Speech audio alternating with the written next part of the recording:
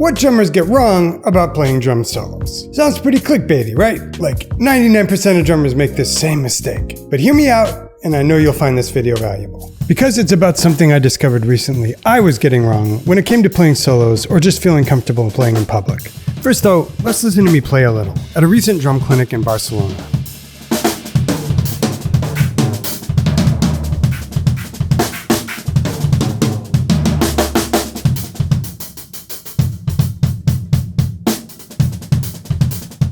So you might have opinions about this solo. Maybe you think it's great, maybe you think it's bad. But I'll tell you how I feel about people's opinions. I don't care. Or rather, I didn't care at that moment. And here's the crux of what we're going to be talking about today. But wait!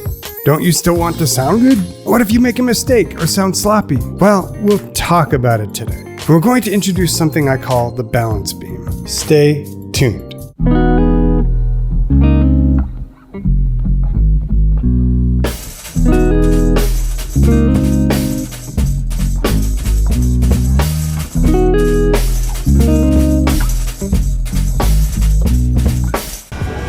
Every time I try to get out, they pull me back in. So this past week, I had the opportunity to do a drum clinic in Barcelona. I wasn't sure what to talk about, and that was kind of stressing me out. I woke up this morning and realized I should probably think about what I'm going to say at this clinic. Until I did a call with my coaching group. Then I realized, that's the thing. Okay, so the balance beam. So let's talk about this balance beam. Here's what I said to introduce it at the clinic. In gymnastics, you have a balance beam where there's a clear failure mode. You fall off and bad things. But also, there's a competition where the more daring stuff you do on the balance beam and still land it, the better. So, what am I talking about? Say you go to play a solo. You're probably worried about messing up, right? Like playing something wrong, or running out of ideas, or just freezing like a deer in headlights. Let's call that messing up. But what the balance beam reminds us is that messing up is only one way we can go wrong when playing a solo. To illustrate, let's actually talk about the balance beam. You've seen them in the Olympics. The goal is to do fancy acrobatics while balancing. You watch gymnasts do all sorts of flips, twists, turns, and always, hopefully, land back on the beam. What we're trying to do, what we want to do when we solo, is arrive at the intersection between clean and control and also spontaneous and not up in our head and not self-conscious.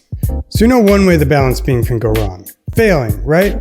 Believe me. That's my Oh my God. You don't want to fail. And failing is like messing up on the drums. You flub a note or drop a stick or don't hit something you go for. But on the balance beam, you also don't want to do nothing because you're scored on the difficulty of the routine. So you can minimize the risk of falling off just by doing nothing or by not taking any risks. But you'd pay on the scorecard. So there are two ways to fail. One, by falling. Two, by not taking any risks. Is that also true of the drums? Think about it. What if you were expecting a solo and the drummer either didn't play anything or else just played something boring and self-conscious? Didn't take any risks. You'd probably be pretty bored, right? Think about all the great drum solos you know. Buddy Rich. Neil Peart. Alex Van Halen.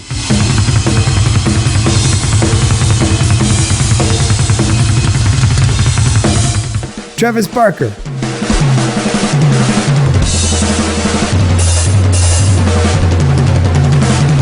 Are any of them boring? Or heck, let's keep it real since I know my audience. Nobody boring. So here's the big thing drummers get wrong about playing solos. They're so worried about messing up, they forget that it's just as bad to be boring. So that's the long and short of it, right? Just don't be boring. Come on, you think that's all I'd give you? Do you not know me at all? Because right now you're like, don't fall off, don't be boring, got it. But what if I told you there's no falling off?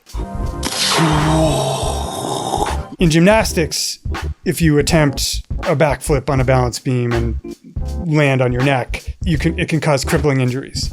In marriage, if you say the wrong thing. In dating, if you say the wrong thing. In a job interview, if you're saying the wrong thing. Twitter. Here's the thing about the drums. There isn't really a big penalty if you f it up. Because the balance beam is a good analogy for drum solos. but it's not the perfect analogy. Why? When you fall off the balance beam, you risk real-life injury. Oh my God. You could actually die. And while they're rarely fatal if you fail, there's a pretty high risk in a lot of other things we don't want to fail at. Dating. Hi, how are you? I'm fine. So listen, I was calling because we talked about, Job interviews. Do you mean that you lied on your application? No. Well, yeah. Oh, yes. I'd like to get my foot in the door. Wingsuiting. And transporting weapons-grade plutonium. Easy. Careful. Watch this video get demonetized now. Just watch. Worth it though. But what does messing up actually mean on the drums? Unlike any of those other regimes, with the drums, you have the option of intentionally failing. So what I was talking about to my students was, 50% of your practice time, practice playing clean, practice playing in time, practice your coordination, your independence, all that stuff, great. And then 50% of your time, practice failing. What would it be like if you fell off the balance beam? Nothing. As part of an old course, I used to do a thing where I challenged people to mess up intentionally in public, just so they could see nothing bad happens.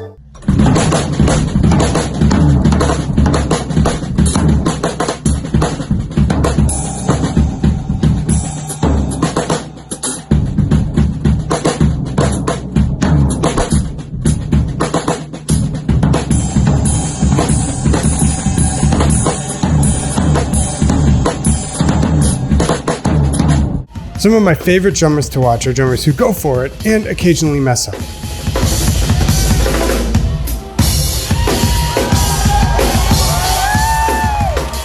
How much more entertaining is that than watching somebody play it safe?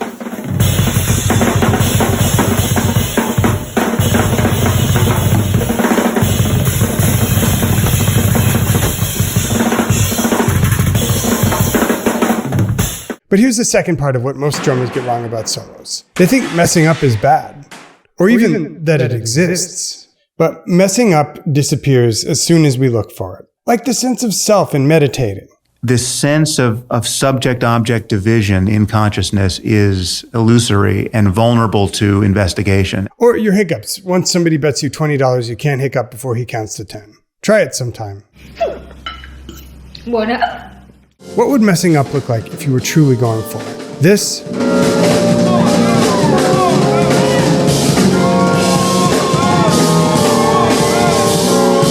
This?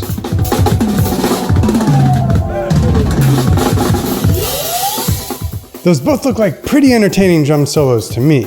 But let's rewind. Okay, so we just did a little marketing push for the clinic. Published it on YouTube for tomorrow. Sent out an email to the list. Hopefully that'll get some people there. I'm not worried about playing badly. I'm worried about there being 3 people in the audience. Nah, I'm not even worried about that. But what about all this stuff I'm usually going on about on this channel? Playing clean, playing in time. So today we're actually going to the venue. It'll be the first time we see it in flesh. I've even got an exercise where we practice staying just shy of your ability level so you don't go over the edge, not rushing headlong toward the abyss. Anyway, we just stopped by room 2. Super nice guys. Whoa, hello. And yeah, looking forward to it. Consider me reassured about a few things, including if hardly anybody shows up, we'll still be able to run some kind of clinic. So it should just be pure fun. We hope. Okay, on to the next. Now it's time to introduce a little dichotomy. Most of the answers that I give are that there's a dichotomy. And let's go back to the balance beam. Because know how we just debunked falling off? Saying how with the drums you can fall off and not get injured? That's true, but you know what else is cool? Landing stuff. Going for something and pulling it off. Like, watch Suni Lee here. That's pretty exciting to watch, right? And even though it's useful to prove to yourself nothing bad happens when you fail at the drums, complete wall-to-wall failure can also be boring. Like somebody speaking total gibberish for 25 minutes straight. Or somebody who keeps falling off the beam. Sure, it's funny, but it gets old fast. And the failures when we're really going for it are more fun to watch if we sometimes land it. So yes, we want to practice landing our tricks on the beam, that whole playing clean, playing in time thing. Hey Dave, so now we're going for real. Like, when I prepared for this clinic, I didn't want to just speak gibberish. I wanted to give the people something that they'd be able to use. Okay, so we're all set up. Let me show you the setup, you guys. Here it is. It's all the symbols from New York with the exception of this. What? Try the vocal mic, see if it's... Chuck. But a lot of you, if you're watching this, are already practicing that. Landing the tricks, I mean. Like playing clean, playing in time. What a lot of drummers aren't practicing is falling off. In other words, we need two skills. Taking risks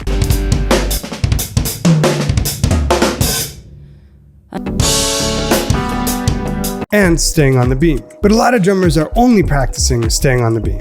Yeah, 50% of your practice time, practice playing clean, practice playing in time, practice your coordination, your independence, all that stuff. Great. You know, you're differentiating your sounds, your rim shots from your unaccented strokes. And then like 50% of your time, practice failing. There's also the difference between your mentality in the practice room and when performing. In the practice room, that's where you're allowed to be self-critical, to pull apart that lick and make sure it's clean, to notice when you're not in time and practice getting better. But if you're thinking like that when it's time to perform, no bueno. People assume that in front of an audience that's there to experience music, that failure means not playing something perfectly or going for something that you don't hit. But in reality, by my definition, which you might dispute, failure instead consists of not being able to communicate or being inauthentic. We did it. So I think that was a success. More than 0 people showed up. So I don't even know what to do with that. But it was a lot of fun, made some new friends, so I'll take it. So I think the clinic went really well. Thanks to Brian and the folks at Room 2. And also to Meinl for sending the symbols and helping me to publicize. And if you've made it this far, I've succeeded in jumping off into another abyss, making a vlogger video about planning a drum clinic interesting. Hey, I look at the stats. I know nobody wants to just watch a look at the behind the scenes of my clinic video, unless you're Michael Jackson or something. So I'm trying to give you something useful in exchange for sitting through all my vlogger home movies. How did I do? Leave a comment below. And also, one way to be even more prepared to let your artistic side take over is to have a lot of confidence in your drumming ability. And if you'd like a completely free shortcut to getting that confidence, just click the link below the player. It's a free mini course, over 45 minutes of new video and transcriptions. Seriously though, how does this cash out? Let's summarize quickly. Inexperienced drummers get their approach to improvisation wrong in 2 major ways. First, they're so worried about messing up, they forget that it's just as bad to be boring. They're only afraid of one failure mode, and we'd way rather watch this than this. And second, they think messing up is even a thing when it's not, as long as you're being authentic. And yes, still practice playing clean and playing in time, but leave that critical voice in the practice room. When it's time to perform, just focus on not being boring. Take 1, here we go.